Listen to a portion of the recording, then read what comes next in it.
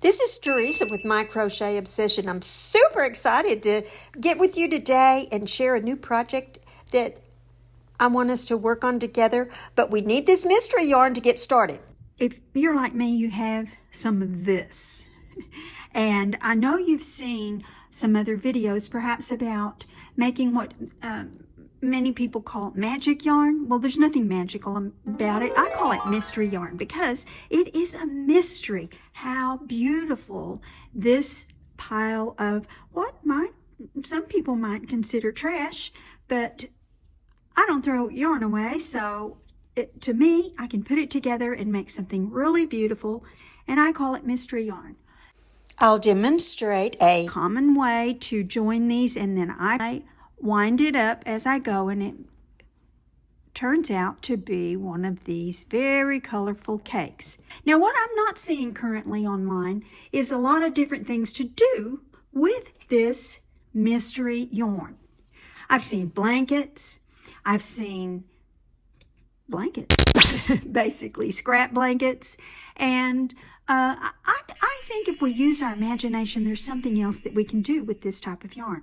One of the things that I did is I made these small 5-inch blocks with my mystery yarn, and I think they're really cute. Now, I couldn't imagine a huge block with this mystery yarn. I think it would be a little busy. But what I decided to do, I saw online this beautiful boho scarf made in luxurious merino wool, which is reflected in the $200 price tag. I'm going to use that as my inspiration for utilizing the mystery yarn in a very beautiful and creative way. There was also a matching boho hat, and I'm planning on us making that too. Now let's make some of this mystery yarn. You may have seen this process before, but it's so important it bears repetition. You take your 2 pieces of yarn that you want to join, and let's put this turquoise with it. All right, and I lay my yarn out with the ends opposite each other. So I've got one string of yarn running one way and one string of yarn running the other. And then I take both of them in my hand, but the loose end that I'm going to be working with, I put it under the other yarn, over the turquoise yarn, then over the white yarn, under the white yarn, and cinch it up. So you can see the turquoise yarn is not knotted at all, only the white yarn, and that's exactly what we want. And then you tighten it up. When you think you've got it tight, cinch it again, just to make sure it's really, really tight. And so that's what it looks like. Then we take it the other way and take your other end of yarn, the turquoise end in our case. Again, the same formula, the same direction. Take your turquoise yarn, put it under the white yarn, over the white yarn, over itself, the turquoise yarn, and then under itself, under the turquoise. So the formula is under, over, under. And then you, again, see, we've just made a little knot around the white yarn, and it can slide. That's what you want.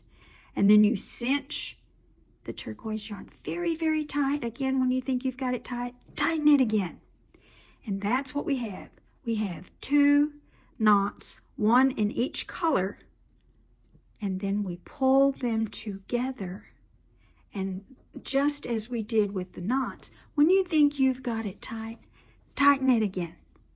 Just to make it snug. It also makes those 2 knots as small as they can possibly be, in addition to being as small as they can possibly be. And then I take small scissors that are thin. You want thin blades so you can get as close to the knot as possible without getting into the knot, and give it a clip. Same here. Get as close to the knot without getting into the knot and give it a clip.